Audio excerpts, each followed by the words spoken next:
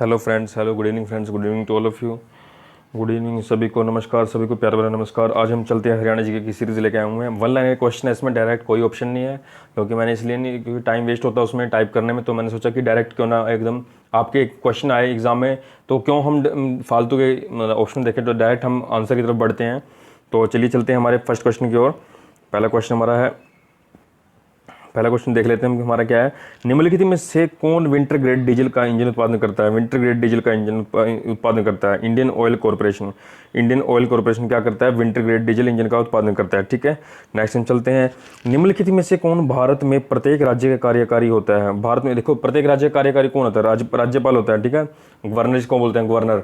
ठीक है, LT governor बोलते हैं उसको, गवर्नर शॉर्ट फॉर्म बोल देते हैं हम LT। ठीक है, LG सॉरी। ठीक है, LG वो होता है गवर्नर, राज्यपाल। ठीक है, राज्यपाल जो मुख्यमंत्री को शपथ दिलाता है वो कौन दिलाता है? राज्यपाल ही दिलवाता है। ठीक है, ये बात आपको याद होनी चाहिए। नेक्स्ट क्वेश्चन की ओर बढ़ते हैं हम। हरियाणा को किस के दौरान बहुधन्य के रूप में माना जाता है? हरियाणा को इसने बोला बहुधन्य के रूप में, किसको मतलब किस दौरान, किस मतलब कौन से युग के दौरान माना गया है? देखो, महाभारत काल में इसको माना गया बहुधन्य के रूप में, महाभारत काल में। ऋग्वेद में इसको माना गया रज हरियाणा, मनुस्मृति में इसको ब्रह्मावर्त माना गया, महापुराण में इसको माना गया हरियाणु माना गया महापुराण में, और ऋग्वेद में रज हरियाणे, मनुस्मृति में ब्रह्मावर्त, मनुस्मृति में ब्रह्मावर्त, ऋग्वेद में रज हरियाणे, और महाभारत काल में बहुधन्य किसका? महाभारत काल में। तो ये हरियाणा को मतलब इतने इन काल में हरियाणा को इसी नाम से, इसी रूप में जाना जाता था। ठीक है, नेक्स्ट क्वेश्चन की ओर बढ़ लेते हैं। हरियाणा की भाषा की उपभाषा क्या है? देखो, हरियाणा की क्या उपभाषा क्या है? ये हिंदी भाषा, और क्या है? खड़ी बोली से। ठीक है, और इसकी क्या है? हिंदी की देवनागरी लिपि से। ठीक है, ये सब आपको पता होना चाहिए। ठीक है, हरियाणा क्या है? हरियाणा एक बोली है, ना कि भाषा है। ठीक है, हरियाणा एक बोली है, हिंदी एक भाषा है, हमारी राजभाषा है हमारी हिंदी। ठीक है, और इसने देखो, इसने बताया भी हुआ है हमें कि हिंदी भाषा को राजभाषा का दर्जा, हिंदी भाषा को राजभाषा 14 सितंबर 1949 को मिला। हरियाणवी भाषा को पूर्वी बोली का मुख्य रूप माना जाता है। इसने ये बता दिया कि हरियाणवी भाषा को क्या होता है कि पूर्वी बोली का मुख्य रूप माना जाता है, और हिंदी भाषा को जो है हमारी राज्य भाषा का दर्जा कब दिया गया था? 14 सितंबर 1949। ठीक है, 14 सितंबर 1949 को क्या हुआ था? हरियाणा को एक दर्जा मिल गया था, सॉरी, हिंदी को दर्जा मिल गया था राजभाषा का। ठीक है, नेक्स्ट क्वेश्चन की ओर बढ़ देते हैं।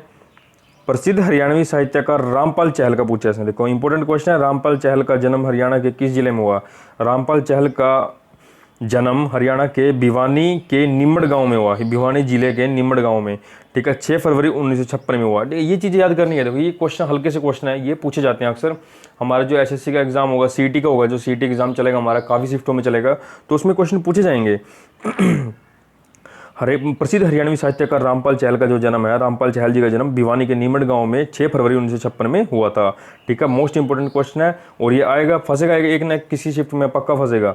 ठीक है, आगामी एग्जाम में पक्का आएगा। नेक्स्ट क्वेश्चन पे चलते हैं। किसने हरियाणवी भाषा में अमृत वाणी की रचना की? किसने हरियाणवी भाषा में, देखो, किसने हरियाणवी भाषा में अमृत वाणी की रचना की? अमृत वाणी की रचना की। ठीक है, अमृतवाणी की हरियाणवी भाषा में संत गरीबदास जी ने, संत गरीबदास जी ने। इनका जन्म कहाँ हुआ था? झज्जर में। कहाँ हुआ था? झज्जर में, झज्जर के छुड़ानी गांव में।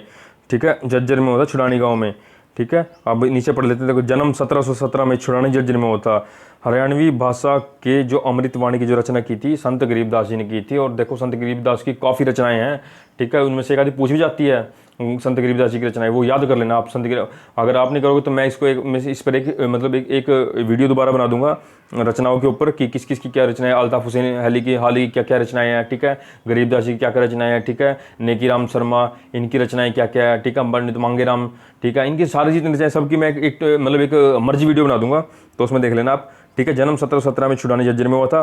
नेक्स्ट चलते हैं, हरियाणा में सबसे गर्म जिले का नाम बताएं। देखो, ऑप्शन में तो ये थे, देखो भाई, ऑप्शन नारनौल और महेंद्रगढ़। ठीक है, हिसार भी आता है उसमें। सबसे गर्म जिले हैं, सबसे गर्म जिले। ठीक है, अरावली की पृष्ठभूमि से एक कृत्रिम झील है, उसका नाम बताइए। उसका नाम क्या है? सूरज कुंड झील, मयूर झील। ठीक है, ये दो है, सूरज कुंड झील और मयूर झील। ठीक है, सूरज कुंड झील और मयूर झील क्या है? अरावली की पृष्ठभूमि से एक कृत्रिम झील है, उसका नाम है सूरज कुंड झील और मयूर झील। नेक्स्ट क्वेश्चन की ओर बढ़ लेते हैं। हरियाणा के किस जिले में सबसे कम वर्षा होती है? ठीक है, ये था भाई, मैंने जब उसमें टाइपराइटर से पूछवाया तो उसने ये कहा था हिसार इसमें दिया हुआ था, हिसार है।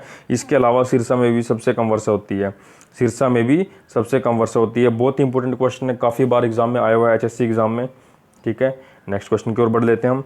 भारत में सबसे ज़्यादा वर्षा मासिन राम, देखो अभी भारत की बात कर रहे हैं, देखो मासिन राम मेघालय में होती है। और भारत में सबसे कम वर्षा, देखो उसने पहले बता दिया कि ज़्यादा वर्षा तो पता मासिन राम में होती है, मासिन राम मेघालय में है जो, उसमें होती है। और उसने सबसे कम पूछ लिया, सबसे कम होती है लेह लद्दाख जम्मू कश्मीर में, लेह लद्दाख जम्मू कश्मीर में होती है। ठीक है, लेह लद्दाख जम्मू कश्मीर में होती है सबसे कम, और सबसे ज़्यादा होती है मासिन राम में। मासिन राम कहाँ पे है? मेघालय में। मासिन राम कहाँ पे? मेघालय में। ये इंपॉर्टेंट क्वेश्चन है भाई, ये इंडिया जीके में आता है, कई बार डायरेक्ट पूछा जाता है कि सबसे ज़्यादा वर्षा कहाँ पे होती है, चिरापुंजी, मासिन राम, मेघालय, ये ऐसे ऐसे नाम आ गए। लेकिन हमने मेघालय टिक करना, चिरापुंजी टिक करना, सिर्फ मासिन राम टिक करना है। मासिन Ram is the correct answer. ठीक है, नेक्स्ट क्वेश्चन की ओर बढ़ देते हैं। हरियाणा का जिला जिसमें सबसे ज़्यादा विधानसभा सीटें भाई, हिसार ही है, देखो उसमें 7 है। हिसार है, हिसार, हांसी, बरवाला, नलवा, आदमपुर, उकलाना, नारनौंद। ठीक है, ये जितने भी हैं सारी क्या हमारी विधानसभा की सीटें हैं हिसार से।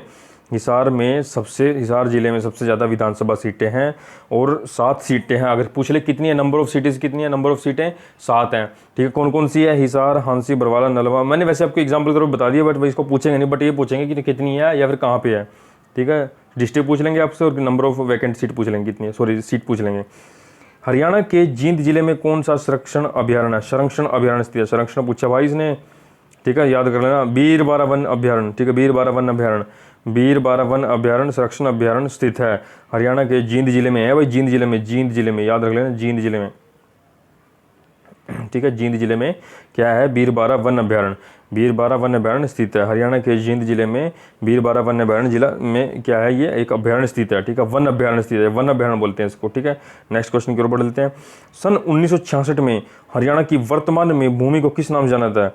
1966 की बात कर रहा है भाई, 1966 की बात कर रहा है। 1966 में क्या था? जब ये क्या था, हमारा हरियाणा बना था, तब क्या था? पूर्व पंजाब के नाम से जानते थे इसको, पूर्व पंजाब को, हरियाणा को पूर्व पंजाब के नाम से जाना जाता है, तो पूर्व पंजाब को। ठीक है, पूर्व पंजाब। ये इंपॉर्टेंट क्वेश्चन है। किस शहर को छोटी काशी कहा जाता है? भिवानी को, क्योंकि यहाँ पर कई मंदिर हैं, यहाँ पर मंदिरों के कारण यहाँ पे छोटी काशी कहा जाता है इसको। ठीक है, छोटी काशी कहा जाता है मंदिरों के कारण। नेक्स्ट क्वेश्चन की ओर बढ़ लेते हैं हम। नेक्स्ट क्वेश्चन देखो, हरियाणा में आरंभिक क्रांतिकारी गतिविधियों के अंदर कौन सा था भाई? सबसे पहले क्रांति 1857 में कहाँ से हुई थी भाई? अम्बाला से स्टार्ट हुई थी, अम्बाला से इसकी जड़ पकड़ी थी। ठीक है, मतलब इसकी जो स्टार्टिंग अम्बाला से हुई थी, फिर ये मेरठ, ठीक है, आगे लखनऊ, कानपुर, मतलब पूरे देश के अलग अलग हिस्सों में फैल गई थी। सबसे पहले अम्बाला से इसकी स्टार्टिंग हुई थी। ठीक है, और किस कारण हुई थी? वो चर्बी वाले कारतूस के कारण। ठीक है, समझ गए होंगे आप बिल्कुल। नेक्स्ट क्वेश्चन पे चलते हैं। हरियाणा में मैदानी भागों की समुद्र तल से ऊंचाई कितनी है? अब ये देखो इंपॉर्टेंट क्वेश्चन है भाई, बिल्कुल इंपॉर्टेंट क्वेश्चन, सीटी एग्जाम के लिए फंस गया क्वेश्चन। 700 से 900 फुट, 700 से 900 फुट मैदानी भागों की समुद्र तल से ऊंचाई है। 700 से 900 फुट तक की क्या है? मैदानी भागों की समुद्र तल से ऊंचाई है। ठीक है, नेक्स्ट क्वेश्चन की ओर बढ़ लेते हैं। नेक्स्ट क्वेश्चन क्या कहता है हमारा, देख लेते हैं। 1843 ईस्वी में कैथल के राजा उदय सिंह की मृत्यु के बाद किसने राजगद्दी का हक जताया? ठीक है, गुलाब सिंह जी ने। गुलाब सिंह ने क्या किया? 1843 ईस्वी में कैथल के राजा उदय सिंह की मृत्यु के बाद उसने क्या किया? गुलाब सिंह ने राजगद्दी पर हक जताया था। गुलाब सिंह ने, याद रखना, गुलाब सिंह ने कैथल की गद्दी पर हक जताया था। कब जताया था भाई? कैथल के राजा उदय सिंह की मृत्यु के बाद।